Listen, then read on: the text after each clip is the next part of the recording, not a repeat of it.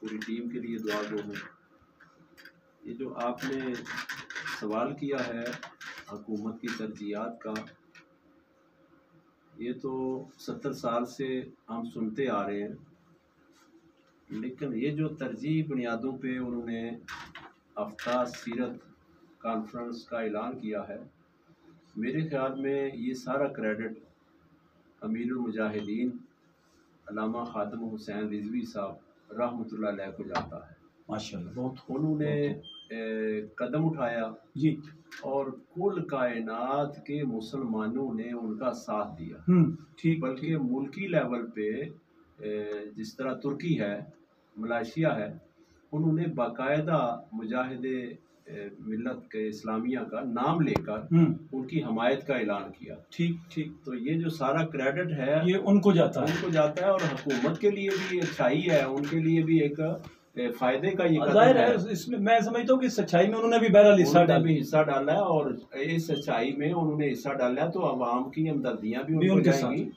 अच्छा, बड़ी प्यारी शख्सियत है आपकी तरह की नूरुल्लाह कादरी साहब, वो भी, लेकिन उनका जितना वो दायरा प्यार है वो तो उतना ही कर सकते हैं ना। जाहिर है, अगर नूरुल हक कादरी की जो ज़हनी और कल्बी कैफियत है उसको ले तो उनका दिल करेगा कि पूरी हुकूमत इस्लामी हो जाए। माशाल्लाह, उनके अपने जो जज्बात। चले, अल्लाह करे वो दिन आपकी ज़बान मुबारक हो और आने वाले माह साल में हमें यहाँ पे जो मुकम्मल इस्लामी सिस्टम है, इस्लामी निज़ाम है, निज़ाम मुस्तफ़ा है, वो नज़र आए।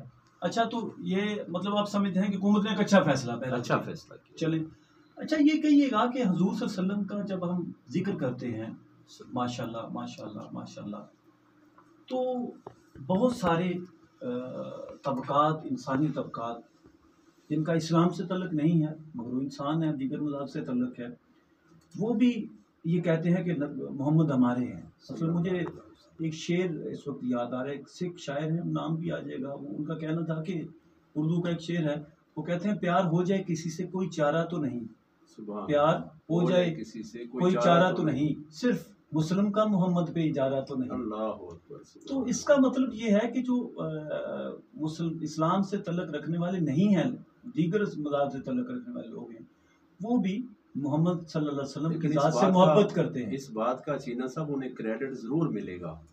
अगर अबू लहब लौंडी को आज़ाद करता है तो उसको क्रेडिट मिलता है। तो सहाबी उसकी सनद बयान करते हैं ख्वाब की कि जब वो वक़्त और दिन और घड़ियाँ आती हैं, उस वक़्त उसने कहा कि मेरी उस उंगली से शहद निकलती है, पानी निकलता है, तो मुझ पे अजाब की भी कमी हो जाती है और मुझे उस वक़्त सुकून दिया जाता है जिस वक़्त मैंने अपने मोहम्मद सल्लल्लाहु अलैहि वसल्लम की खुशी में उसको आज़ाद किया था। बहुत मतलब आप समझते हैं कि जिस शायर ने इतनी मोहब्बत से ये शेर कहा उसको उसका सिला जरूर मिले। उसकी एक सदाकत ये भी है, रहमतल लिल आलमीन है ना, बेशक रहमतल लिल आलमीन है, बेशक वो सबके लिए रहमत है।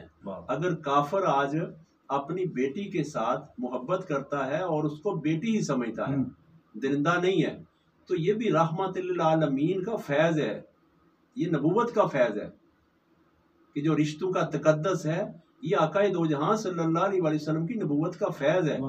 इस आका सल्लल्लाहु अलैहि वसल्लम के दुनिया पे तशरीफ लाने से पहले कहाँ बेटी को बेटी समझा जाता था, या माँ को माँ समझा जाता था, या बीवी को बीवी का दर्जा, या बहन को बहन का दर्जा।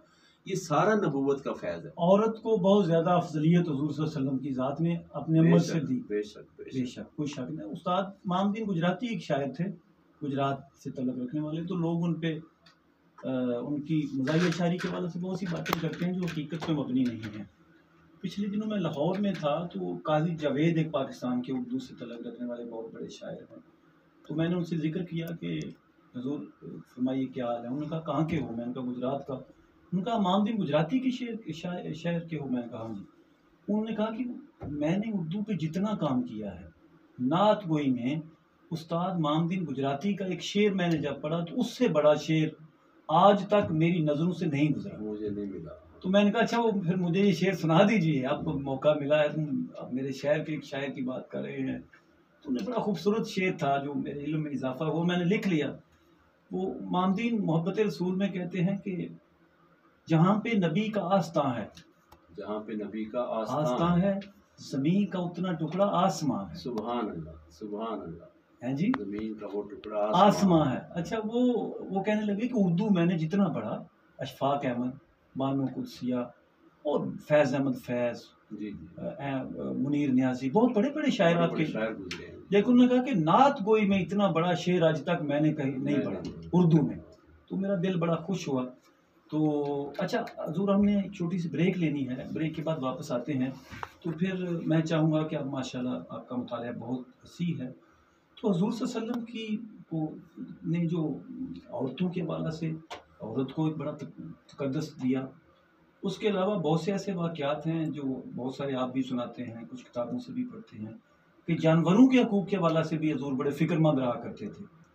तो मेरा ख्याल है कि ब्रेक के बाद जब वापस आएँ तो फिर आपकी ज़बानी हम कुछ वाक़यात सुनें। सामिन मोहतरम, हकीम जवादुर रहमान निज़ामी सैफ़ी साहब हमारे साथ हैं और आपने भी हमारे साथ रहना है, लेकिन अभी हमने एक ब्रेक लेना है, ब्रेक के बाद वापस आते हैं। को अहकामात दिए कि जानवरों के हकूक़ के हवाले से भी आप चीज़ों को नज़रअंदाज ना किया करें। अच्छा निज़ामी साहब, बहुत से वाक़यात ऐसे हैं कि इंसानों के साथ हजूर का बर्ताव इस कदर मसाली था कि एंड पे वो जो कोई भी इंसान था बड़ा बुग़्ज़ लेके आया था, आखिर में मुसलमान हो गया। बहुत से ऐसे वाक़यात हैं।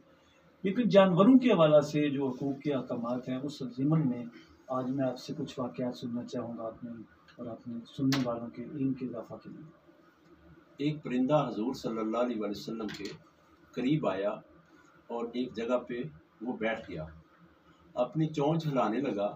तो लजपाल शहंशाह कायनात ने, उम्मत के मेहरबान ने अपना कान मुबारक उसके करीब किया। अच्छा, उसने अपनी चोंच हिलाई और वो परिंदा चला गया। अच्छा, इतनी में वो सुने या उसके बाद और वो फिर चला? वो चला गया। थोड़ी देर गुजरी तो आक़ाए दो जहां सल्लल्लाहु अलैहि वसल्लम सहाबा से फरमाते हैं कि सहाबा उठो ज़रा, किसी की हाजत पूरी करने के लिए चलें। अच्छा, आप बाहर निकले अदब के साथ।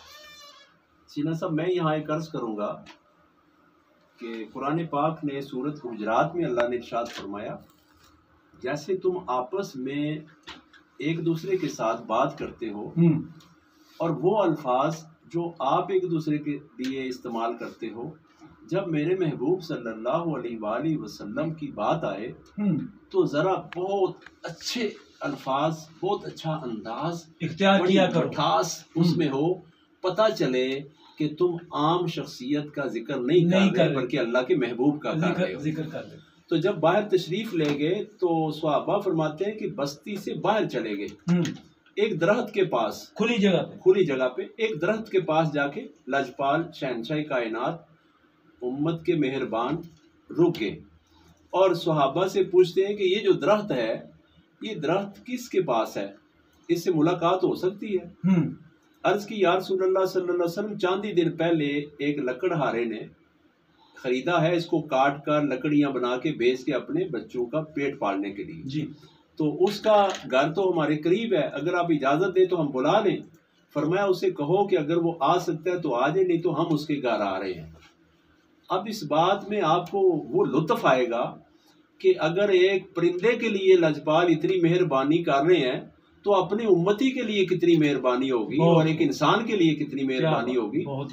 वो बंदे दौड़ते गए सहाबा और उस बंदे को बुला के लाए और फरमाया कि ये दरख्त तेरा है? अर्ज की हजूर मैं कुर्बान जाऊं, मेरे माँ बाप कुर्बान, ये दरख्त मेरा है। फरमाया इसे बेचते हो, सेल करते हो? जी मैं बेच देता हूँ। उसने मुनासिब नफा लगा के अपने बच्चों की रोटी के ख्याल करके वो कीमत बताई तो आका दो जहां सल्लल्लाहु अलैहि वसल्लम ने वो कीमत अदा की और फरमाया ये आज के बाद वक़्फ़ है, इसको काटना नहीं, इसको इस दरख्त को मैंने आज अल्लाह की मलकियत कर दिया है, तुझे तेरा हक दे दिया है। बहुत हो। जब सहाबा इकराम वापस पलटे तो अर्ज की उन्जुरना या रसूलल्लाह सल्लल्लाहु अलैहि वसल्लम, हम पे नजरे करम फरमाइए, ये माजरा क्या है? फरमाया आपने देखा नहीं है वो फाहता एक परिंदा मेरे पास आके बैठा था? जी हजूर वो बैठा था। फरमाया वो मेरे पास हाजत लेके आया था, सुभान अल्लाह, क्योंकि मुझे अल्लाह तबारक व तआला ने हाजत रवा बना के भेजा है और रहमतल लिल आलमीन बना के भेजा है और वो मुझसे मेरी रहमत तलब करने आई तो मैं तुम्हें साथ लेके उसको रहमत देने के लिए आ गया और मैंने चाहा कि इसके लिए काम किया जाए।